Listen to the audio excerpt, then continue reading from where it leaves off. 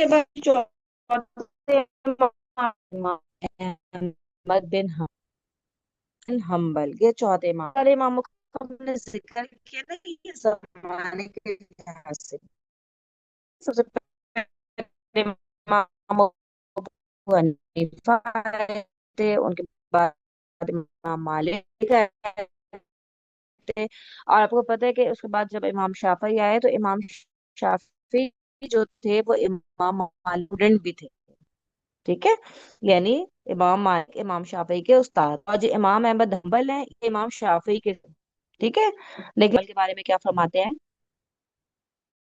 کہ جب میں نے بغداد چھوڑا، علم و فضل میں احمد بن حنبل کے مرتبے کا کوئی دوسرا آدمی نہیں دیکھا۔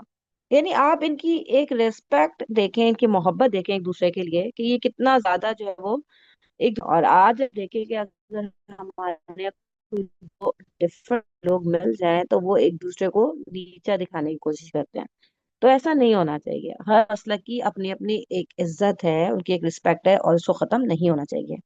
اختلافات بھی کہیں پر آ رہے ہوں تو ان کو بیس بنا کے بات نہیں کرنی چاہیے، سب سے پہلے آپ کو کامن پوائنٹ سے بات کرنی شروع کرنی چاہیے، ٹھیک ہے۔ اس بات کو ہمیشہ یاد رکھیں کہ کبھی کسی کو آپ تو کامن گراؤنڈ سے بات اسٹارٹ کریں، اس کا اس یہ طریقہ میں قرآن سے پتہ چلتا ہے، چاہے نان مسلم ہو چاہے مسلم ہو، ہمیشہ کوشش کریں کہ جو ہمارے اور ان کے درمیان کامن باتیں ان سے بات اسٹارٹ کر کے آگے سے بات اپنی جو اصل آپ کہنا چاہتے ہیں اس تک آئیں گے، ٹھیک ہے۔ اور آپ کو پتہ ہے کہ امام احمد حنبل جو ہیں، ان کے بہت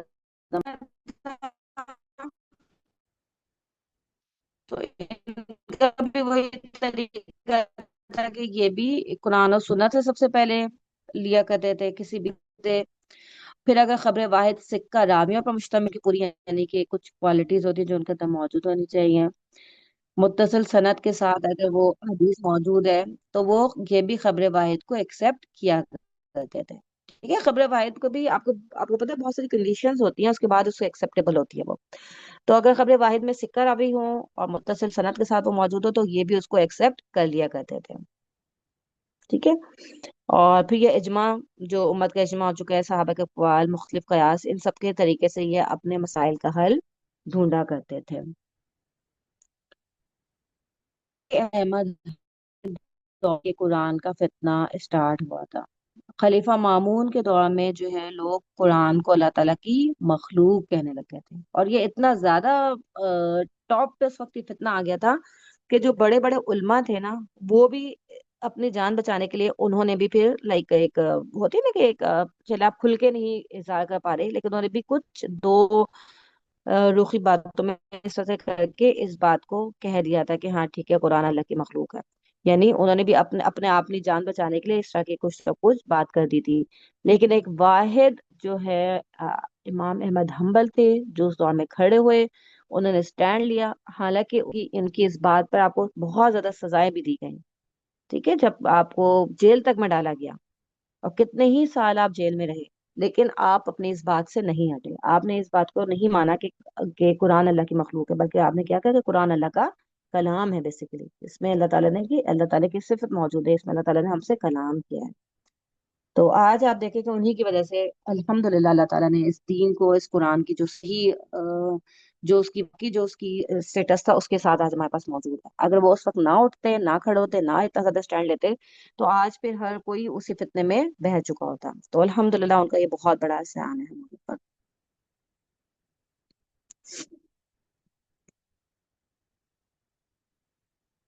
یہاں تک اگر کسی نے کوئی بات پوچھنا ہے تو آپ لوگ پوچھ سکتے ہیں۔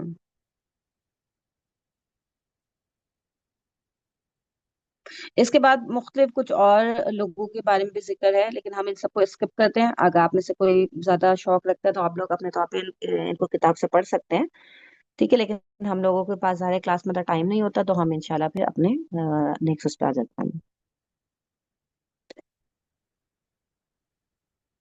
اچھا اب یہ ہے کہ دیکھیں فقہ کی، جیسے کہ ہم نے پہلے بھی بات کی کہ فقہ میں یہ جو ہم مختلف جو مسائل کا حل ملتا ہے اس میں جو ائمہ کی آرا میں جو اختلاف پایا جاتا ہے اس کی کیا وجوہات ہیں، تو اب اس کی وجوہات یہی ہے کہ دیکھیں جو صحابہ تھے، تابعین تھے، وہ منتشر ہو چکے تھے، ٹھیک ہے، آپ کو پتہ ہے کہ بہت سارے مدینے سے نکل کے کہاں کوئی کہاں میں چلے گئے تھے، اور ظاہر ایک اچھے مقصد کے لیے گئے تھے، کیونکہ ان کو دین پھیلانا تھا، دین کا علم پھیلانا، ٹھیک ہے۔ اب یہ کہ کئی کئی ماہ کی مسافت پہ وہ رہتے تھے۔ اب آپ کو پتہ ہے اس ٹائم، اس زمانے میں اگر آپ بالکل اپنے آپ کو پیچھے لے جائیں تو نہ کوئی موبائل کا دور تھا، نہ اور کوئی سوشل میڈیا موجود تھا، نہ آپ کے پاس کوئی انٹرنیٹ، کمپیوٹر، ایروپلینس، کچھ بھی نہیں تھا اس طرح کی چیزیں، ٹھیک ہے نا۔ آپ کو پتہ ہے نا کہ حج کے لیے بھی لوگ آتے تو ایک ایک مہینے کا سفر کر کے وہ حج کرنے کے لیے، آج کل تو الحمدللہ آپ دیکھیں حج کتنا آسان ہو گیا۔ اس زمانے میں آپ سوچیں کہ 40 دن کا حج کرنے کوئی آ رہا ہے تو ایک مہینہ اس کو آنے میں لگ رہا ہے، ایک مہینہ اس کو جانے میں لگ رہا ہے، یعنی 3 4 مہینے اس کے یوں ہی جو ہے محنت لگتی تھی ساری، ٹھیک ہے۔ آج تو اللہ پاک کا بہت احسان ہے کہ ہمارے لیے بہت زیادہ آسانی ہو گئی ہے۔ تو لوگ بہت بہت مہینے کے مسافت پہ ایک دوسرے سے دور دور رہتے تھے۔ اگر ایک امام سے کسی نے مسئلہ پوچھا، ٹھیک ہے، یعنی کہ سپوز کہ ایک علاقے میں امام ابو حنیفہ رہتے تھے، کسی بہت دور کے علاقے میں امام مالک رہتے تھے۔ امام ابو حنیفہ کے بعد آئے تھے امام ابو مالک، ٹھیک ہے، لیکن ایسا نہیں ہے کہ بالکل ہی الگ ہو چکا ہو دور، ٹھیک ہے۔ وہ مختلف اماموں کے بارے میں آپ کو بتا رہی ہوں کہ ضروری نہیں ہے کہ ایسا ایسا ہو کہ ایک کا انتقال ہوا ہو تو دوسرا پیدا ہوا ہو، ٹھیک ہے۔ یعنی ایسا بھی ہے کہ امام ابو حنیفہ ایک علاقے میں موجود تھے تو امام مالک کسی اور دوسرے علاقے میں ان کے کچھ سالوں کے بعد وہاں پہ پیدا ہو چکے تھے، ٹھیک ہے۔ لیکن شافعی اور امام ابو حنیفہ کی ایجز میں اتنا ڈفرنس ہے کہ جس سال امام ابو حنیفہ کا انتقال ہوا تھا اس سال امام جو شافعی ہیں وہ پیدا ہوئے تھے۔ اچھا خیر، ان شارٹ ہم یہ بات کر رہے تھے کہ اگر کسی نے ایک امام سے کسی مسئلے کا حل پوچھا، ٹھیک ہے، اور ان کے پاس احادیث کا ذخیرہ موجود تھا، جو ہم نے بات پہلے بھی کی کہ ہر ایک کے پاس جو احادیث کا ذخیرہ ہے وہ ڈفرنٹ ہوا کرتا تھا، اور امام ابو حنیفہ کے بارے میں یہ آتا ہے کہ آپ کے پاس سب سے کم احادیث کا ذخیرہ موجود تھا، ٹھیک ہے۔ آپ نے بھی جن لوگوں سے علم بھی حاصل کیا تھا، وہ لوگ بھی وہ تھے جو کہ رائے کو ترجیح دیا کرتے تھے، یعنی وہ اپنے رائے سے کسی بات میں کوئی نہ کوئی اجتہاد کر دیا کرتے تھے۔ تو اس لیے امام ابو حنیفہ نے بھی بہت سارے مسائل کا حل اپنے اجتہاد سے ہی دیا ہے، ٹھیک ہے، کیونکہ ان کے پاس احادیث کا ذخیرہ موجود ہی تھا۔ یہ کہ انہوں نے جان بوجھ کے کیا، ٹھیک ہے۔ آپ سپوز یہ کریں کہ آپ کو جو ہے نا صرف 5,000 احادیث آتی ہوں، اب آپ کو کسی مسئلے کا حل بتانا ہو تو آپ سب سے پہلے 5,000 احادیث میں اس مسئلے کا حل ڈھونڈیں گے، لیکن احادیث آپ کو پتا ہے کہ بے شمار ہیں، ٹھیک ہے نا۔ احادیث کی لمٹ تو 5,000 نہیں ہے، احادیث سپوز لیٹ سپوز، ہمیں نہیں پتا کتنی ٹوٹل وہ ہے، لیکن لیٹ سپوز کہ 1 لاکھ احادیث ہیں جس میں سے آپ نے صرف 5,000 احادیث یاد کی ہیں۔ اب کوئی آپ سے مسئلے کا حل پوچھنے آئے گا تو آپ تو اپنے جو آپ کے پاس ذخیرہ ہے احادیث کا، آپ اس کے لحاظ سے اس کو جواب دیں گے، جبکہ آپ کے پاس جو باقی کی جو 95,000 احادیث ہے وہ آپ کو پتہ ہی نہیں ہے، اور آپ کو پتہ بھی نہیں ہے، یعنی آپ کے علم میں بھی وہ احادیث آپ کو پتہ ہی نہیں ہے کہ اتنی احادیث موجود ہیں، آپ سمجھتے ہیں کہ بس اتنی ہی احادیث ہیں، تو آپ اس کے لحاظ سے اس کا جواب اس میں سے وہاں سے ڈھونڈیں گے، آپ کو وہاں سے نہیں ملے گا تو obviously جیسے کہ ہمارے اسلام نے ہمیں اس بات کی اجازت دی ہے کہ ہم اجتہاد کر سکتے ہیں، ٹھیک ہے نا۔ تو آپ اپنی رائے سے اس مسئلے کا حل بتائیں گے، تو یہی امام ابو حنیفہ کا بھی ہوتا تھا، مختلف اماموں کے ساتھ بھی بلکہ یہی ہوتا تھا کہ جن کے پاس جتنی احادیث کا ذخیرہ موجود ہوتا تھا وہ اس مسئلے کا حل اپنے ذخیرے میں تلاش کرتے، اگر مل جاتا تو حدیث سے جواب دیتے، اگر نہیں ملتا تو پھر وہ قرآن و سنت کے یا ان کی روشنی میں اس مسئلے کا حل بتاتے، یعنی اجتہاد کرتے۔ اگر کسی باقاعدہ کسی مسئلے کا حل موجود نہیں ہوتا تو اپنے طور پہ وہ اس کے لیے اجتہاد کرتے تھے، ٹھیک ہے۔ یعنی ایک کے پاس ایک مسئلہ آیا، اس کے پاس 5,000 احادیث موجود تھیں، اس مسئلے کا حل ڈھونڈا، اس کو اس مسئلے کا حل وہاں سے نہیں ملا، اس نے اپنی طرف سے ایک اجتہاد کر کے اس مسئلے کا حل بتا دیا۔ اب کسی دوسرے امام کے پاس بھی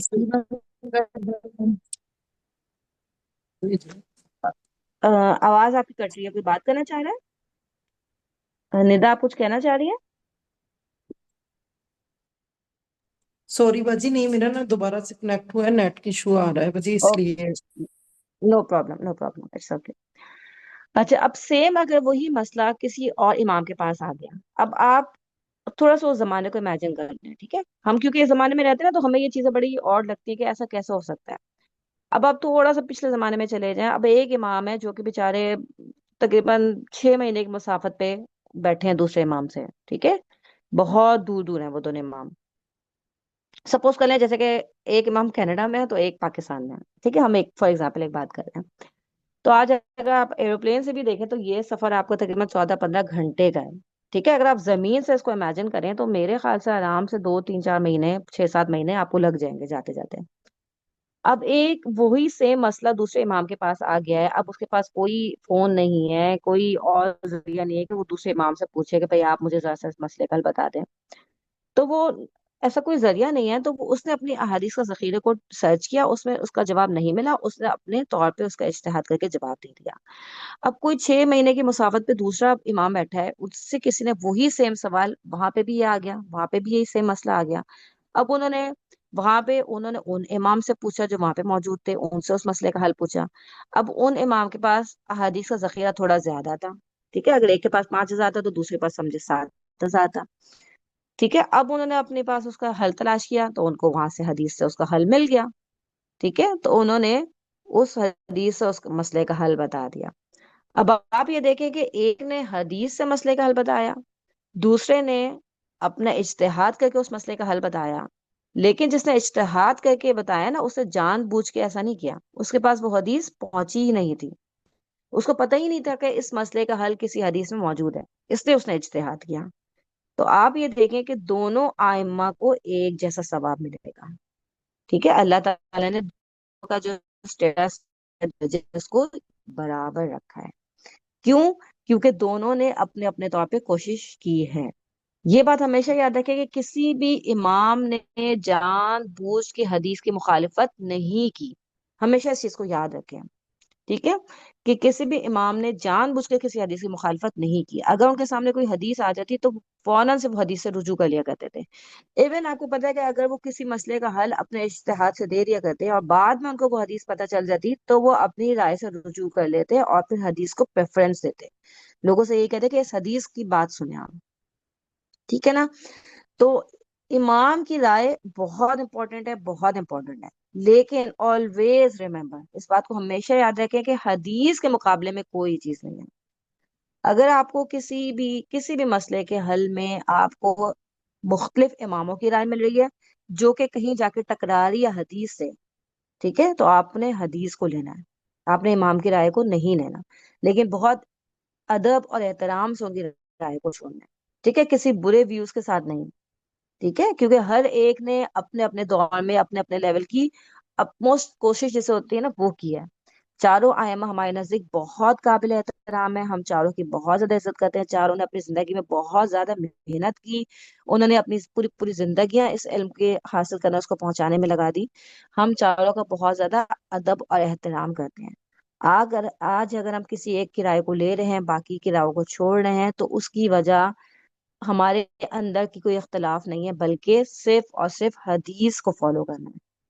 ٹھیک ہے، اس بات کو ہمیشہ خود بھی یاد رکھیں، اور جب دوسروں کو بھی کوئی بات بتانی ہو تو اسی نیت کے ساتھ بتائیں. ہم نے کسی کو نیچا نہیں دکھانا، ہمارا مقصد اپنے آپ کو بہت علم والا ظاہر کرنا نہیں ہے.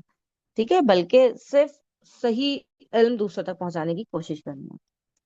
تو ہمیشہ اس بات کو یاد رکھیں کہ کبھی بھی اگر آپ کو حدیث کے مقابلے میں کسی بھی امام کو کال ملے تو اپنے امام کے کال کو چھوڑ دینا ہے اور حدیث کو ترجیح دینی ہے. ٹھیک ہے، اور اگر دو ائمہ نے کسی ایک مسئلے میں اپنی اپنی رائے دی ہو اور اس کے بارے میں کوئی حدیث نہیں ملے، ٹھیک ہے نا، دو ائمہ ہیں، انہوں نے اپنی اپنی رائے کسی بھی مسئلے کے حل کے بارے میں دے دی لیکن حدیث کوئی موجود نہیں ہے، تو اب آپ کے پاس چوائس ہے کہ آپ کس ائمہ کی رائے کو لیتے ہیں. ٹھیک ہے، آپ کو اس میں یہی دیکھنا ہے کہ جو حدیث سے زیادہ قریب تر ہے تو آپ نے اس امام کی رائے کو لے لینا ہے، اسی کو آپ نے جو ہے وہ اڈاپٹ کر لینا ہے انشاءاللہ تعالی. ٹھیک ہے، لیکن چاروں اماموں میں سے ہم کسی کو بھی ہمارا مقصد کسی کو بھی نیچا دکھانا نہیں ہے. الحمدللہ سب نے اپنے اپنے طور پہ بہت بڑا بڑا کام کیا. اب آپ یہ دیکھیں کہ یہی ان ائمہ کا بھی مذہب تھا. ٹھیک ہے، یہ تو آج ہم لوگوں میں اتنے اختلافات ہو گئے ہیں کہ ایک جو حنفی ہے وہ مالکی کی بات سننے کے لیے تیار نہیں ہوتا، جو مالکی ہے وہ شافعی کی بات نہیں سنتا، جو شافعی ہے وہ حنفی کی بات نہیں سنتا. یہ تو آج ہم لوگوں نے ایسا کر لیا. آپ کو پتہ ہے یہ امام اپنے بارے میں کیا کہتے تھے؟ تو امام ابو حنیفہ کیا کہتے تھے؟ وہ یہ کہتے تھے کہ جب بھی کوئی صحیح حدیث مل جائے تو اسی کو اختیار کر لو، وہی میرا مذہب ہے. یعنی اگر میں نے آج کسی بات کے بارے میں کسی مسئلے میں کوئی حل بتا دیا ہے لیکن بعد میں کل کو تمہیں کوئی حدیث ملتی ہے، ٹھیک ہے نا، اور جو آپ کو اس مسئلے کا حل بتا دیتی ہے، تو آپ نے اس حدیث کو لے لینا ہے، وہی میرا بھی مذہب ہے، میری بات کو، میرے قول کو چھوڑ دینا ہے، ٹھیک ہے۔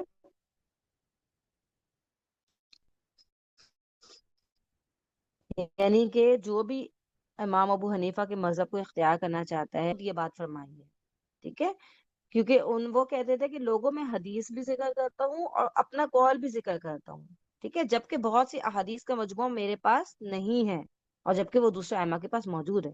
یعنی یہ ان کی اپنی بات ہے، وہ اس چیز کو ایکسیپٹ کرتے تھے اور خود کہتے تھے۔ اور وہ آپ کو پتہ ہے کہ امام ابو حنیفہ نے شروع میں تو اپنے شاگردوں کو کچھ بھی لکھنے کی اجازت نہیں دیتے تھے، ان کے شاگرد ان کی باتوں کو لکھنا چاہتے تھے تو وہ منع کر دیا کرتے تھے، کیونکہ وہ یہ کہتے تھے کہ آج میں ایک بات فرماتا ہوں اور کل جو ہے مجھے لگتا ہے کہ نہیں یہ بات غلط تھی اور میں اپنے قول سے خود ہی رجوع کر کے اس کو کچھ اور کہہ دیتا ہوں، تو میری باتوں کو نہیں لکھا کرو۔ یہ تو بہت بعد کے دور میں انہوں نے لکھوانا شروع کیا تھا اپنی چیزوں کو، ٹھیک ہے، لیکن ہر ایک نے یہی کہا ہے، ہر امام نے اپنے دور میں اپنے اس میں یہ کہا ہے کہ میرے اگر کوئی حدیث ہوتی ہے وہ لے لو، اور پھر میری بات کو چھوڑ دو۔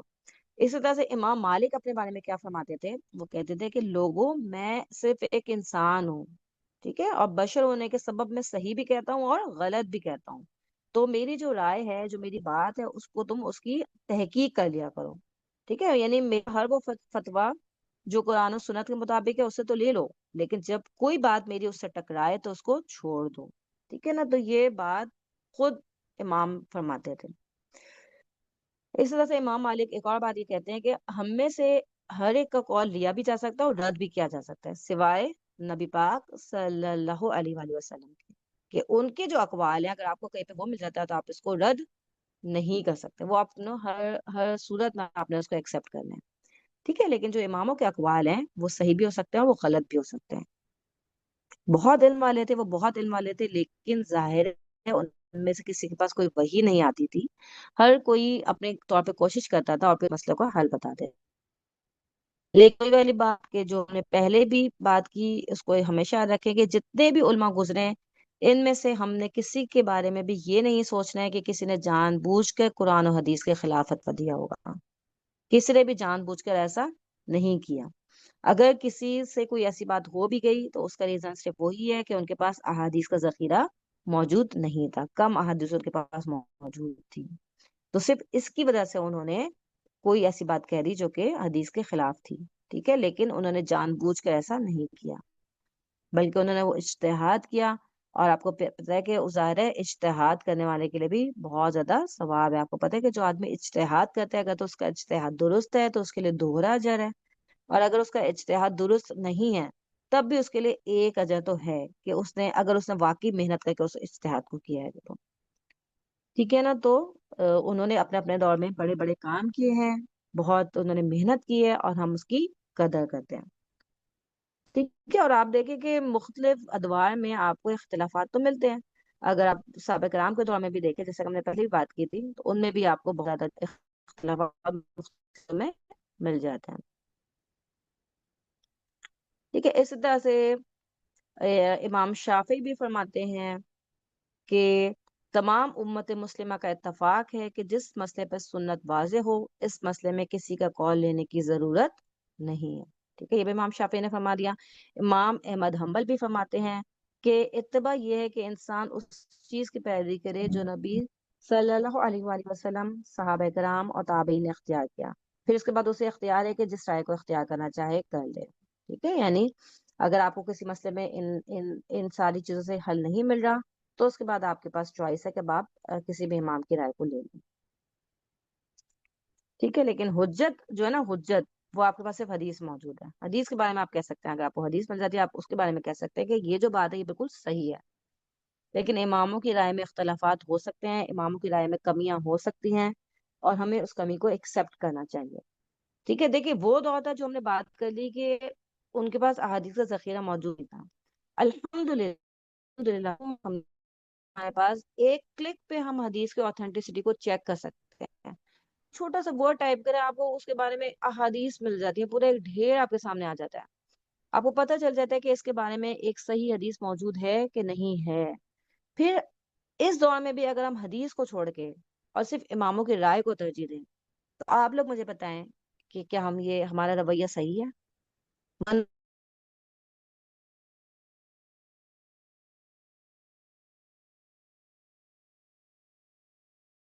بہت بات کی تھی، کچھ حدیث موضوع ہیں، کچھ ضعیف ہیں، مختلف ہیں، لیکن اگر آپ کو ایک صحیح حدیث مل رہی ہے اور آپ کو اس کی اوتھینٹسٹی کو چیک کرنا آنا چاہیے، جیسے کہ ٹھیک ہے ابھی ہم بہت بڑے لیول پہ نہیں ہیں، لیکن اپ ٹو سم ایکسٹینٹ ہمیں اس چیز کو پتا ہونا چاہیے.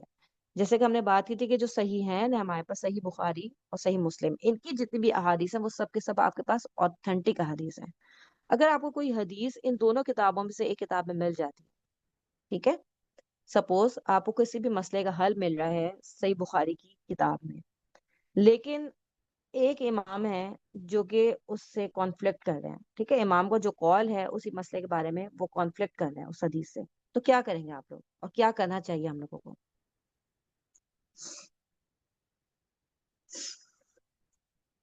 جی یمنا، اگر آپ کے سامنے کوئی ایسا مسئلہ آتا ہے تو آپ کیا کریں گی؟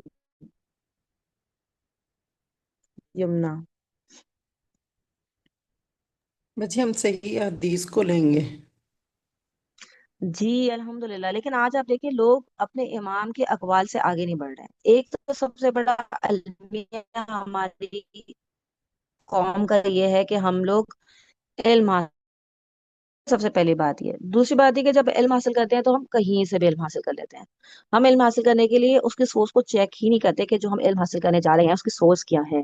وہ واقعی جو ہے قرآن و حدیث کی بیس پہ آپ کو پڑھا رہے ہیں یا بس جو بھی انہوں نے علم حاصل. دیکھیں ہر ایک کی کوشش تو ہوتی ہے، ٹھیک ہے، لیکن آج کا جو دور چل رہا ہے، فتنوں کا دور چل رہا ہے، تو آج آپ دیکھیں کہ لوگ صرف فیم حاصل کرنے کے لیے بھی بہت سے لوگ ایسے ہی پڑھا رہے ہوتے ہیں. اللہ تعالیٰ ہم سب کو توفیق دے کہ ہم بھی صحیح علم حاصل کریں اور صحیح علم آگے تک پہنچائیں. ظاہرہ بھی ہمارے اندر بھی بہت ساری کمیاں ہیں ابھی، الحمدللہ بھی ہم بھی بہت سی چیزیں بھی سیکھنے والے دور میں ہیں. اور جب آپ کوئی نئی چیز سیکھیں نا اور پرانی چیز سے آپ کو وہ کانفلکٹ کر رہی ہو اور آپ کو پتا ہے کہ نئی چیز جو ہے یہ زیادہ صحیح ہے، تو بھی اپنے ٹریڈیشنز میں نہیں چلنا ہم نے. آپ دیکھیں کہ جو جو جو قریش تھے وہ انہوں نے کیوں نہیں دین ایکسپٹ کیا تھا؟ جب نبی پاک صلی اللہ علیہ وسلم نے، یا اس سے پہلے بھی اگر آپ چلے جائیں، اس سے پہلے آپ سارے انبیاء کو لے لیں، حضرت لوط کی قوم کو لے لیں، حضرت صالح کی قوم کو لے لیں، حضرت ہود کی قوم کو لے لیں، مختلف انبیاء کے اقوام کو لے لیں، آپ قرآن کو اگر پڑھیں تو ان کا کیا جواب ہوتا تھا دین ایکسپٹ نہ کرنے کے لیے؟ موسٹ آف دیم کیا وہ کہتے تھے کہ ہم اپنے آباء و اجداد کے طریقے کو کیسے چھوڑ دیں. تم تو وہ بات کہہ رہے ہو جو آج تک ہم نے اپنے آباء و اجداد میں سنی ہی نہیں. قریش کا کیا ہوتا تھا کہ ہم اپنی تقلید کو نہیں چھوڑ سکتے. آپ کو پتا ابو طالب کا جب انتقال ہو رہا تھا، نبی پاک صلی اللہ علیہ وسلم نے کتنی کوشش کی تھی کہ ان کو کلمہ پڑھا دیں، لیکن وہاں پہ جو سب بیٹھے ہوئے تھے ان کے کافر ساتھی، وہ کیا کہتے تھے کہ تم جو ہے وہ عبد المطلب کے دین سے منحرف ہو جاؤ گے، اپنے باپ دادا کے دین کو چھوڑ دو گے. انہوں نے جو ہے وہ اسی ٹریڈیشن کو فالو کرتے ہوئے کیا کہا کہ باپ دادا کے دین پہ میں جو ہے وفات کرتا ہوں. تو آپ یہ دیکھیے کہ ٹریڈیشنز کو ہمیں نہیں لے کے چلنا. آج ہم میں سے بھی اکثر لوگ کہتے ہیں کہ نہیں ہم نے تو ہمیشہ اپنے امی کو ایسی نماز پڑھتے ہوئے دیکھا ہے، ہماری امی تو غلط نہیں ہو سکتے. بالکل صحیح ہے، آپ اپنی امی کی رسپیکٹ کریں، اور بہت سارے معاملات میں آپ کی امی غلط نہیں ہو سکتی، لیکن دین کا علم ایک ایسا علم ہے جو کہ الحمدللہ الحمدللہ آج بہت تیزی سے یہ پھیل بھی رہا ہے. ٹھیک ہے، جتنی تیزی سے لوگ لائک اس سے وہ بھی ہو رہے ہیں، لیکن اتنی تیزی سے آپ کو پتہ ہے دین پھیل بھی رہا ہے. عمل میں کمی بھی آ رہی ہے لیکن علم بہت زیادہ بڑھ بھی رہا ہے. ٹھیک ہے نا؟ تو اگر آپ کو آج بھی کوئی ایسی بات پتہ چلتی ہے کہیں نماز کے طریقے میں، کہیں کسی اور طریقے میں، جو کہ آپ کے آباء و اجداد کے ٹریڈیشن سے ٹکراتی ہے، تو آپ نے یہ بات آنکھ بند کر کے نہیں لینی. ٹھیک ہے، یہ میں آپ کو بار بار کہہ رہی ہوں کہ آپ نے ہر ایک کی بات کو آنکھ بند کر کے نہیں لینا، بلکہ ہم سب کے اندر اتنی صلاحیت ہونی چاہیے کہ ہم اس کی آتھینٹسٹی کو چیک کر سکیں. کوئی بات ہمیں پتہ چل رہی ہے، کوئی حدیث پتہ چل رہی ہے، تو ہم اس کو سب سے پہلے چیک کریں. اگر وہ صحیح حدیث ہے تو ہم اس حدیث کو لیں اور باقی اس کو چھوڑ دیں. اگر ہم خود تو نہیں کر سکتے یہ کام، تو ہمیں کسی ایسے عالم سے کانٹیکٹ کرنا چاہیے جو واقعی آتھینٹک احادیث کا جو علم رکھتا ہو. ٹھیک ہے، انشاءاللہ تعالی. تو الحمدللہ اب یہ سمجھے ہمارے جو ادوار تھے، مختلف ائمہ تھے، ان کے بارے میں جو ڈسکشن تھی وہ اس وقت سمجھے ایک طرح سے اینڈ ہو چکی ہے. اب بیسیکلی ہمارا جو ٹاپک ہے وہ ہے کتاب الطہارہ. اور آپ کو پتا ہے کہ طہارت جو ہے بہت ایک امپورٹنٹ ٹاپک ہے.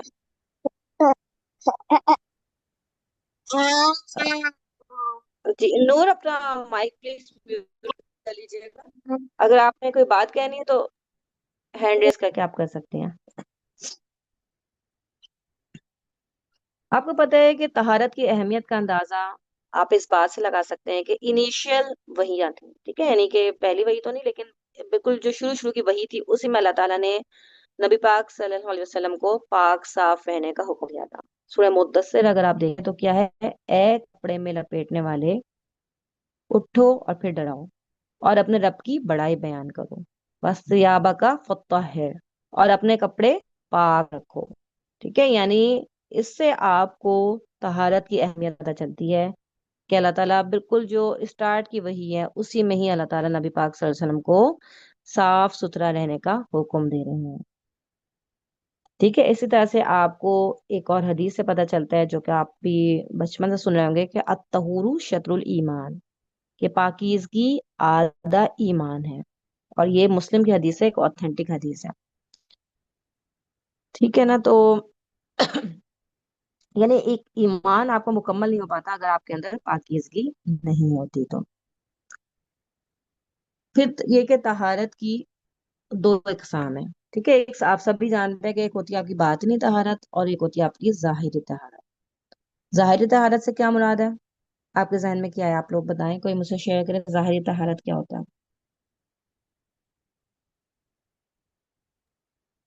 बाजी इंसान का यानी देखने में साफ सुथरा होना, जैसे उसका लिबास साफ सुथरा बिल्कुल, होना।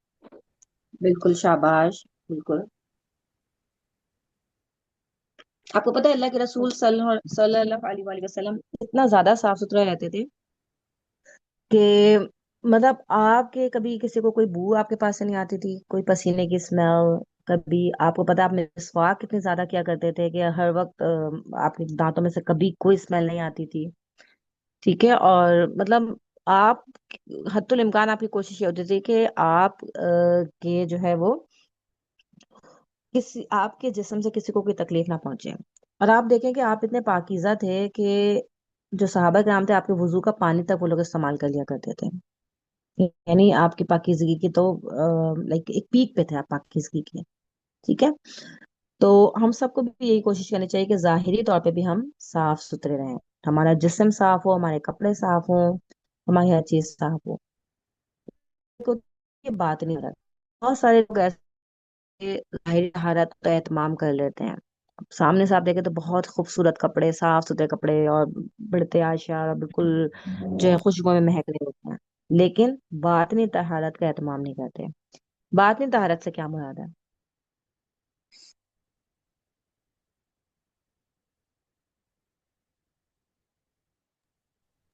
जी, बातनी तहारत से क्या मुराद है? हेलो। नियत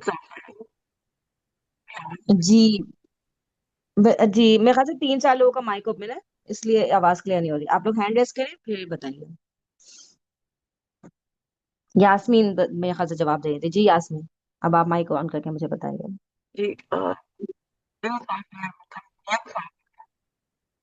जी, कोई नियत साफ रखे, अपना दिल साफ रखे। अच्छा, दिल साफ करना क्यों जरूरी है? आप नमाज पढ़ने के लिए आए हैं, आप नमाज पढ़ने आए हैं भाई, आपने अपना जिस्म साफ कर लिया, अपना बदन साफ कर लिया, आपने कपड़े साफ कर लिए, अब दिल का क्या? दिल क्यों हम साफ रखें नमाज पढ़ने के लिए?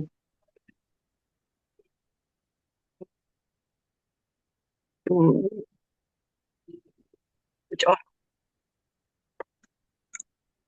जी कौन बताएगा? आप लोगों को मेरी आवाज आ रही है? अरे जी अच्छा, मुझे आपकी आवाज क्लियर नहीं आ रही इस वक्त। जिस कौन बता रहा है? यास्मीन आप बता रही है? जी आप बताइए आप। अगर दिल गलत तो वो नमाज अदा ही नहीं होगी और सही भी नहीं। अच्छा, बाकी सब लोगों को यास्मीन की आवाज क्लियर आ रही है? No ma'am. ओके, तो यास्मीन मुझे लग रहा है आपके नेट में कोई इशू है ना, क्योंकि मुझे भी आपकी आवाज नहीं आ रही है। जी चले, लेकिन माशाल्लाह आपने अच्छी कोशिश की, मुझे थोड़ा बहुत जो समझ में आया है, बिल्कुल आपने बहुत अच्छा बताया है वो। जी, यास्मीन के अलावा कोई और बताएगा? दिल आम तौर पे कहना आप छोड़ें, असल बात आप छोड़ें, एक आम जिंदगी आप गुजार रहे हैं भैया, एक साफ सुथरी जिंदगी आप गुजार रहे हैं, तो दिल को साफ रखना क्यों जरूरी है? आप साफ सुथरे रहें, लोगों से मिलें, सब कुछ है, लेकिन दिल को साफ करना क्यों जरूरी है एक जिंदगी गुजारने के लिए? आप में से कौन बताएगा? मैम नेम आप कॉल कर दिया करें, जिसका नाम लेंगे फिर वो बता देंगे ना। जी, मैं यही वेट कर रही थी, इसलिए मैंने कहा था कि आप लोग हैंड रेस करें, सब लोग जिसको जो जो आंसर देना चाह रहे हैं वो लोग हैंड रेस करें, फिर मैं आप लोगों को बताऊँ। जी, निदा, बताइए आप। हाँ बच्ची, आप सब वसल्लम की हदीस है, मुझे एजिट तो नहीं याद आ रही, लेकिन आप वसल्लम ने कहा था ना कि जिसम में एक टुकड़ा है, अगर वो सीधा रहे तो तुम्हारे तमाम अमाल सीधे रहेंगे।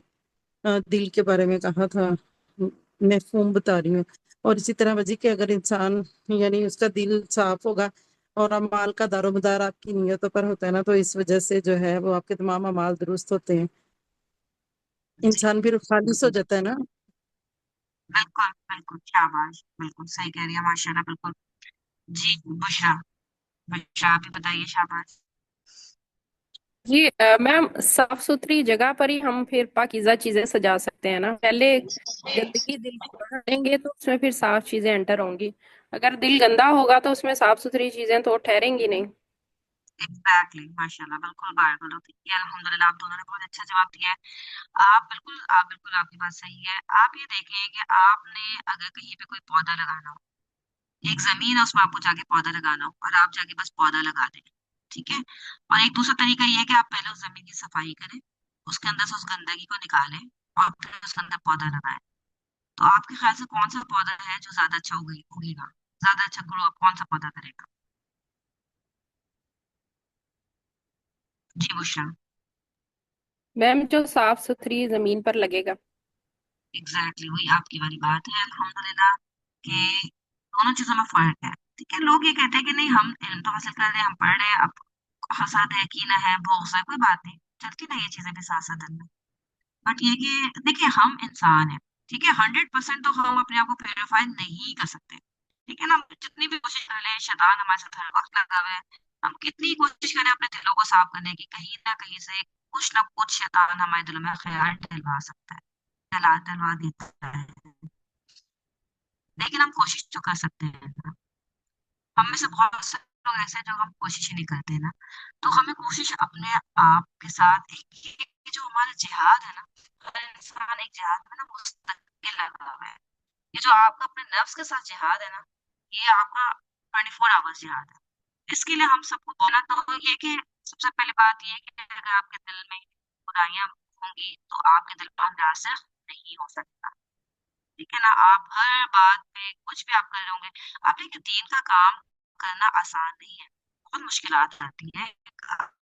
कभी आपको अपने घर वालों की तरफ से मुश्किलात आ जाती है, कुछ ना कुछ बातें सुनने को मिलती है। अगर आपका दिल ही साफ नहीं होगा तो ये सोचने बैठ जाएंगे, अच्छा आज उसने मुझे ये सुनाया, कल मुझे उसको ये सुनाया। इन्हीं सोचों में इंसान अपनी सारी पॉजिटिव एनर्जी को खत्म कर देता है। तो सबसे पहले एक बात याद रखिए कि वकफा बिल्लाहि हसीबा, कि अल्लाह ताला इस लेने के लिए काफी है। अगर आपके साथ अल्लाह ना करे ज्यादती हो रही, मैं ये कह रही हूँ, उस ज्यादती को बंद करें, ठीक है, लेकिन हर चीज का जवाब देना जरूरी नहीं है। जहां तक आप सोचें कि वाकई आपका जवाब देना जरूरी है और आपका जवाब देने से दूसरे को कुछ फर्क पड़ रहा है, तो आप जरूर दें, ठीक है, लेकिन अपनी एनर्जी को ना सिर्फ जवाब देने में जाया नहीं करें। इससे क्या होता है कि इंसान पॉजिटिव कामों से रुक जाता है, और ये भी शैतान का एक प्रभाव है। शैतान तो चाहते ही नहीं कि हम कोई अच्छा काम करें। तो कोशिश यही करें कि अपनी एनर्जी को अच्छे कामों के लिए बचा के रखें। हर वक्त दूसरों के साथ बुराई में लगे रहना, दूसरे ने हमारे साथ बुरा कर दिया तो उसको बुरा मजीद उसके साथ बुरा करना, किसी ने कभी गीबतों में लगे रहना, इन सब चीजों से हम सबको थोड़ा थोड़ा, आज से हम सबको इस बात की प्रैक्टिस स्टार्ट करनी है कि हम इंशाल्लाह अपने दिलों की सफाई पे फोकस्ड होंगे। ठीक है, हम जो इल्म हासिल कर रहे होते हैं ना जब दीन का, तो अब आप एक आम इंसान नहीं है, ठीक है, हम दीन का है। आज लोग दीन को जज करते हैं हमें देख के, ठीक है, लोग क्या कहेंगे, अगर अल्लाह ना करे हम किसी के साथ जुल्म करेंगे, हम ज्यादती करेंगे, तो बिलीव में लोग आपको बुरा नहीं कहेंगे, लोग पता है कहेंगे, वो कहेंगे वो तो बड़ा दीन का इल्म हासिल किया है, फिर भी वो ऐसी बात कर रहा है। دین میں کوئی کمی ہو. ٹھیک ہے نا. تو دیکھیں دین تو ہمارا پرفیکٹ ہے, دین میں کوئی کمی نہیں ہے. اگر کوئی کمی ہے تو ہم فالوورز میں ہیں, ہم اس کو پوری طرح سے لے نہیں پاتے, ہم اپنا دل بڑا نہیں کر پاتے. ٹھیک ہے نا. تو آج سے ہم سب اس نیت کے ساتھ کہ اللہ تعالیٰ ہم آپ کے نمائندہ ہیں اس دنیا میں. ٹھیک ہے نا. اللہ تعالیٰ ہم قرآن کے نمائندہ ہیں, ہم دین کے نمائندہ ہیں, تو اللہ تعالیٰ ہم سے ایسے کام کروائیں کہ لوگ ہمارے جیسے دین سے جڑے, ہمارے جیسے قرآن سے جڑے, بھاگے نہ لوگ. کیا ہوتا ہے کہ لوگ آپ کو دیکھتے ہیں نا, ہمیں جب دیکھتے ہیں لوگ اس طرح کے کام کرتے ہوئے, تو لوگ کہتے ہیں یار پھر ہم تو دین سے دور ہی اچھے ہیں. جب لوگ دین سیکھ کے بھی نہیں بدل رہے تو ہم تو دین سے دور ہی اچھے ہیں. تو یہ نہ ہو کہ ہم اتنی محنت بھی کر رہے ہو اور ہماری ساری کی ساری محنت جو ہے ہماری چھوٹی چھوٹی برائیوں کی وجہ سے رائے گا چلی جائے. آپ نے اکثر یہ میسج دیکھا ہوگا, سنا ہوگا کہ آپ کو جو نیکیوں کا تھیلا ہے نا اس میں سوراخ نہیں ہونا چاہیے. کیا ہوتا ہے کہ ہم اوپر سے نیکیاں کرتے جاتے ہیں. دیکھیں نیکی کرنا آسان نہیں ہے, نیکی کرنا بہت مشکل کام ہے. آپ کو ایک صبر چاہیے نیکی کرنے کے لیے, اپنے آپ کو جما کے رکھنا ہوتا ہے, بہت محنت کرنی ہوتی ہے. نماز پڑھنا آسان نہیں ہے, وہ کرنا آسان نہیں ہے, کس کے ساتھ اچھے طرح سے بات کرنا آسان نہیں ہے. لیکن کیا ہوتا ہے کہ انسان یہ سب نیکیاں کرتا جاتا ہے اور برائیاں ساتھ ساتھ کرتا جاتا ہے, اوپر سے نیکیاں بھرتی جاتی ہیں, نیچے سے نیکیاں خالی ہوتی جاتی ہیں. تو ہمیں آج سے انشاءاللہ تعالی ہم سب کو مل کے اس بات کی کوشش کرنی ہے کہ ہم اپنے دلوں کی صفائی کریں گے, تاکہ ہم اپنے ایمان کا جو پودا ہے, جس کو ہم انشاءاللہ ایک نئے پودے کو ہم لگانے جا رہے ہیں, تو اس کو دیکھیں ایمان تو الحمدللہ ہم سب کے اندر ہے, الحمدللہ ہم سب مسلمان ہیں. ٹھیک ہے نا. لیکن اللہ تعالیٰ بھی قرآن میں کیا فرماتے ہیں کہ یا ایھا الذین آمنو آمنو, کہ اے لوگوں جو ایمان لائے ہو ایمان لے آؤ. الحمدللہ مسلم ہے, لیکن شعوری ایمان. ٹھیک ہے. ہم میں سے بہت سارے لوگ, ہم سب کا عقیدہ ہے مسلمانوں کا آخرت کے دن کے اوپر, ہم سب کو پتہ ہے کہ ہمیں اللہ کے سامنے جواب دہ ہونا ہے, لیکن ہمارے عمل میں یہ چیز نظر نہیں آ رہی ہوتی ہے نا. اگر واقعی آپ کو پتا ہو کہ کل آپ نے جا کے جو ہے ایک پیپر دینا ہے, تو آج آپ اس کی تیاری کرتے ہیں کہ نہیں کرتے؟ ڈیفینیٹلی ہر کوئی بندہ اس کی تیاری کر رہا ہوتا ہے. ٹھیک ہے نا. تو یہ جو پہلے کے امتحان اور آخرت میں ہمیں سب کا رزلٹ ملے گا, ہم اس سب کا پوری چیزوں کا جواب دینا ہوگا. آج کوئی بچہ اپنے باپ سے ڈر کے کوئی کام چھوڑ دیتا ہے, جب اس کو پتا ہوتا ہے کہ میرے باپ کو یہ بات پتہ چلے گی تو مجھ سے ناراض ہوگا, تو وہ یہ کام چھوڑ دیتا ہے. لیکن آج ہم بڑے, حالانکہ ہمیں پتا ہے کہ اللہ تعالیٰ کو سب کچھ پتا ہے, باپ کو تو شاید وہ چیزیں پتا بھی نہ ہو جو اللہ کو پتا ہے, لیکن آج ہم بڑے ہونے کے باوجود بھی بہت سارے گناہوں سے نہیں بچا پاتے اپنے آپ کو. حالانکہ ہم سب کو پتا ہے کہ اللہ تعالیٰ ہر چیز جانتے ہیں اور ہر چیز کے بارے میں ہمیں جواب دہ ہونا ہے قیامت کے دن. ایک عمل, ہماری نیتیں بھی اللہ تعالیٰ جانتے ہیں. ہمارے والدین تو شاید ہماری نیت بھی نہیں جان رہے ہوتے, ہماری بہت سی چیزیں نہیں جان رہے ہوتے, لیکن اللہ تعالیٰ تو ہماری نیتوں کو بھی جانتے ہیں. تو ہمیں ان سب کے بارے میں جواب دہی کرنی ہے, ہم سب کو بتانا ہے جا کے قیامت کے دن. اس کے باوجود ہم دنیا میں ان چیزوں کو بھول جاتے ہیں, لیکن اس میں کوئی برائی نہیں ہے. دیکھیں یہ بہت نیچرل چیز ہے, اور اللہ تعالیٰ نے بھی فرمایا ہے, جس کا مفہوم ہے کہ اللہ تعالیٰ کو ایسے لوگ پسند ہیں کہ جو گناہ کر کے اللہ تعالیٰ سے توبہ کرتے ہیں. اللہ تعالیٰ کو پتہ ہے کہ ہم جو ہے معصوم لوگ ہیں, کہ آپ یہ کمزور لوگ ہیں, آپ لازمی ہوں گی. ہم میں سے کوئی اس بات کا دعویٰ نہیں کر سکتا کہ میں تو بہت بس اب پاک ہو گئی, مجھ سے تو کوئی غلطی نہیں ہوتی. ہم میں سے کوئی یہ دعویٰ نہیں کر سکتا. ٹھیک ہے نا. تو آپ غلطیاں ہوں گی, لیکن بار بار اللہ تعالیٰ کی طرف رجوع کرنا ہے. کوئی غلطی ہو جائے فوراً اللہ سے معافی مانگے, اللہ تعالیٰ مجھ سے غلطی ہو کہ مجھے معاف کر دیجیے. کوئی گناہ جان بوجھ کے یہ سوچ کے نہیں کرے کہ بعد میں معافی مانگ لوں, لیکن obviously انسان ہونے کے ناطے ہم سے غلطیاں ہو جاتی ہیں, ہو جائیں تو پھر اللہ سے ضرور معافی مانگے اس چیز کی انشاءاللہ. اور اس چیز میں ہم کوشش کریں گے کہ ایک دوسرے کو تھام کے چلیں, کیونکہ ظاہر ہے وہی بات ہے کہ دیکھیں آسان نہیں ہے, یہ کام بہت مشکل ہوتا ہے, لیکن جب ہم ایک دوسرے کو تھام کے چلیں گے, ایک دوسرے کے ساتھ مل کے چلیں گے, تو انشاءاللہ یہی کام ہمارے لیے آسان ہو جائے گا. ٹھیک ہے نا. تو اور بھی بہت ساری چیزیں ہیں, اگر دل کی صفائی کے اوپر بات کی جائے تو یہ تو پوری کلاس ہماری اسی پہ نکل جائے, لیکن ہم اس پہ اکتفا کرتے ہیں. ٹھیک ہے نا. تو یہاں پہ ایک اور امپورٹنٹ بات یہ بھی ہے کہ بہت سے لوگ, بڑے بڑے جو لوگ ہمارے جو بزرگ ہوتے ہیں, وہ کیا کہتے تھے کہ برتن جو آپ کا ہوتا ہے پتیلا, اس میں کھانا پکانا, ٹھیک ہے, اگر آپ بھی اس چیز کو امیجن کریں کہ ایک پتیلے میں آپ نے کھانا بنانا ہے یا پلیٹ میں آپ نے کھانا نکالنا ہے, تو اس کو اندر سے اس کی صفائی زیادہ ضروری ہے یا باہر سے؟ ویسے تو دیکھیں دونوں ہی صفائی ضروری ہے, ٹھیک ہے, اندر سے بھی باہر سے بھی. لیکن اگر آپ سے کمپیریٹیولی پوچھا جائے, obviously آپ میں سے ہر کوئی یہی جواب دے گا کہ برتن کو اندر سے صاف کرنا زیادہ ضروری ہے. تاکہ جو چیز آپ اس میں پکا رہے ہیں وہ صحیح پکے. اگر باہر تھوڑی بہت کوئی گندگی لگی بھی رہ گئی ہے نا تو اٹس اوکے، نو پرابلم. ٹھیک ہے، یہ آپ کھانا نکال لیں اپنی پلیٹ میں تو آپ کی پلیٹ کو اندر سے صاف ہونا زیادہ ضروری ہے. آپ پانی نکال کے پی رہے ہیں کسی گلاس میں تو اس گلاس کو اندر سے صاف ہونا زیادہ ضروری ہے. اگر وہ گندا ہوگا تو وہ آپ کو بہت نقصان دے گا. اسی طرح سے اگر آپ کا دل گندا ہوگا، ہمارا باطن گندا ہوگا تو وہ ہمیں زیادہ نقصان دے گا. ظاہری صفائی کے مقابلے میں ہمارا باطن اگر گندا ہوا تو ہمیں زیادہ نقصان دے گا. ٹھیک ہے، ویسے تو اسلام میں دونوں ہی صفائیوں پہ بہت زیادہ فوکس کیا گیا ہے.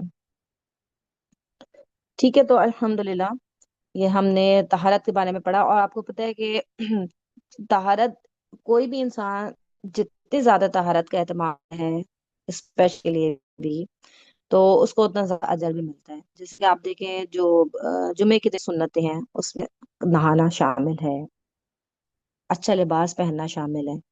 کیوں؟ کیونکہ وہ ایک طرح کا اجتماع ہو رہا ہوتا ہے، آپ بہت سارے لوگوں کے ساتھ جمع ہو رہے ہوتے ہیں تو آپ کی ذات سے کسی کو تکلیف نہیں پہنچے.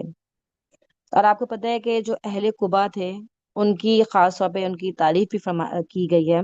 نبی پاک صلی اللہ علیہ وسلم نے بھی اہل قبا کی صفائی کے بارے میں بہت زیادہ تعریف کی تھی. اور جب ان سے پوچھا گیا تھا کہ وہ لوگ کیسے کرتے ہیں صفائی اپنی، تو انہوں نے بتایا تھا کہ ہم استنجا کرنے کے بعد پانی بھی یوز کرتے ہیں.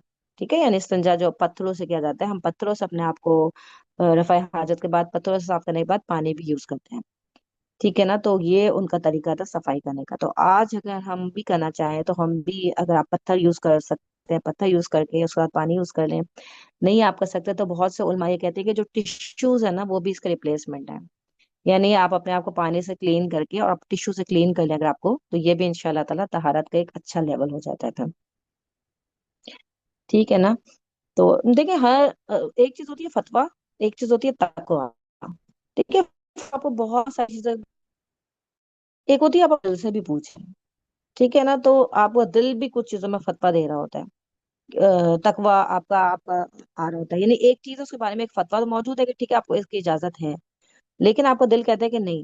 جیسے فار ایگزامپل قربانی کی بات آپ لے لیں. دیکھیں قربانی از ناٹ فرض. جو قربانی ہم عید الاضحیٰ پہ کرتے ہیں، ظاہر ہے آپ سب کو پتہ ہے کہ سنت ابراہیمی ہے، یہ فرض نہیں ہے. اب آپ کا اپنا تقویٰ آپ سے یہ قربانی کرواتا ہے. ٹھیک ہے، اگر آپ کی آپ نہیں بھی کر رہے تو ایک سنت ہے. ٹھیک ہے، لیکن آپ کو جو تقویٰ ہے وہ آپ کو اس بات کی اجازت نہیں دیتا کیونکہ اس کا اجر بہت زیادہ ہے.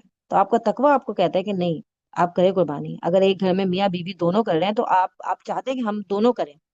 تو ٹھیک ہے نا، اگر آپ افورڈ کر سکتے ہیں تو ہم کوشش یہ ہوتا ہے کہ چلو گھر میں جتنے بھی ایڈلٹس ہیں تو وہ سب کر لیں. حالانکہ ایک کی قربانی بھی کافی ہے. اگر آپ کے گھر میں سے کوئی ایک بھی قربانی کر رہا ہے تو وہ کافی ہے. لیکن یہ آپ کا تقویٰ ہے کہ آپ کے گھر کا ہر ایڈلٹ اگر افورڈ کر سکتے ہیں تو وہ قربانی کر رہا ہے. ٹھیک ہے نا، تو یہ کچھ چیزوں کے جو جوابات ہیں نا وہ آپ کا دل آپ کو خود ہی دے دیتا ہے. ٹھیک ہے نا. اچھا، یہ جو روایت ہے یہ ضعیف بھی ہے، جو ہم نے آپ کو بتایا نا اہل قبا کے بارے میں کہ وہ سنجا کے لیے پتھر اور پانی دونوں چیز استعمال کرتے تھے. تو بہت سے علماء اس کے بارے میں کہتے ہیں کہ یہ روایت ضعیف ہے. لیکن علماء نے اس بات کو پسند کیا ہے کہ آپ طہارت کے لیے ان دونوں چیزوں کو استعمال کریں. تو ظاہر ہے آپ کی ایک طرح سے ڈبل طہارت ہو رہی ہوتی ہے. ٹھیک ہے، تو یہ ہے. اس کے بعد ہم تھوڑا سا صرف مسواک کے اوپر بات کر لیتے ہیں کیونکہ ہماری کلاس کی بس ختم ہونے والا ہے. آپ کو پتہ ہے کہ مسواک جو ہے اس کی بہت زیادہ فضیلت ہے. نبی پاک صلی اللہ علیہ وسلم نے جو فرمایا جس کا مفہوم ہے کہ اگر مجھے اپنی امت پر مشقت کا ڈر نہ ہوتا تو میں ہر نماز کے ساتھ جو ہے ان کو مسواک کا حکم دیتا. اور ایک حدیث میں آتا ہے کہ ہر وضو کے ساتھ. تو بہت، اور یہ آپ کو پتہ ہے بخاری کی حدیث ہے، یعنی اس کی آتھینٹسٹی میں بھی کوئی شک نہیں ہے. تو بہت پیاری سنت ہے مسواک کرنا. تو الحمدللہ آئی ہوپ کہ آپ میں سے بہت سارے لوگ کرتے ہوں گے. اگر نہیں کرتے تو آج سے کوشش کریں کہ ضرور مسواک لیجئے اور ہر نماز سے پہلے مسواک کرنے کو اپنی عادت ڈالیے. تو انشاءاللہ آپ دیکھیے گا کہ آپ بہت ساری جو ہے اپنی منہ کی بیماریوں سے بھی محفوظ رہیں گے انشاءاللہ تعالیٰ. آپ کو پتہ ہے نبی پاک صلی اللہ علیہ وسلم کو مسواک اتنی زیادہ پسند تھی کہ جب آپ حالت میں حضرت عائشہ کی گود رکھ کے آپ لیٹے ہوئے تھے اور حضرت عائشہ کے بھائی وہاں گزرے تھے اور ان کے ہاتھ میں مسواک تھی تو آپ ان کو بالکل جیسے للچائی والی نظروں سے دیکھنے لگے. تو حضرت عائشہ سمجھ گئی کہ آپ کو مسواک چاہیے تو انہوں نے اپنے منہ سے نرم کر کے آپ کو دی تھی. تو ویسے بھی آج دیکھیں کہ ہم محبت کا دعویٰ تو کرتے ہیں نبی پاک صلی اللہ علیہ وسلم سے، لیکن اس پہ عمل ہم اتنا نہیں کر پاتے. تو آج ہمیں کوشش کرنی چاہیے کہ ان سب چھوٹی چھوٹی سنتوں کو ہم زندہ کریں انشاءاللہ. چلے ہمارے کلاس کا ٹائم بھی ختم ہونے والا ہے، ہم اس کو اینڈ کرتے ہیں. اگر آپ میں سے کسی کا کوئی سوال ہو تو آپ مجھ سے گروپ میں بھی پوچھ سکتے ہیں، پرسنل بھی پوچھ سکتے ہیں انشاءاللہ، یا نیکسٹ کلاس میں بھی پوچھ سکتے ہیں. سبحانك اللهم وبحمدك نشهد أن لا إله إلا أنت نستغفرك ونتوب إليك ربنا تقبل منا إنك أنت السميع العليم وتب علينا إنك أنت التواب الرحيم السلام علیکم ورحمۃ اللہ وبرکاتہ. جب تک دوسری ٹیچر نہیں، بس ٹائم تو ہو گیا آپ کا. چلے میرے خیال سے دوسری ٹیچر آپ کی آ جائیں گے انشاءاللہ. جزاکم اللہ خیر. اللہ تعالیٰ آپ سب کو بہترین جزائے خیر دے کہ آپ لوگ اتنا ٹائم سب نکال کے اور آئے ہیں کلاس کے لیے. اللہ تعالیٰ آپ سب کی ایفرٹس کو قبول فرمائے. آمین. السلام علیکم ورحمۃ اللہ وبرکاتہ. آج آپ کی سیرہ کی کلاس نہیں ہو سکے گی. انشاءاللہ اس کا جو ٹائم ہے وہ جلدی آپ کے گروپ میں انفارم کر دیا جائے گا. تو یہ سیشن اب اینڈ کیا جائے گا. Okay okay. تو اگر آپ میں سے کسی سے کوئی سوال پوچھنا ہے تو آپ لوگ پوچھ سکتے ہیں کیونکہ آپ لوگ کی دوسری کلاس نہیں ہوگی، ورنہ پھر ہم اپنی کلاس کو اینڈ کرتے ہیں.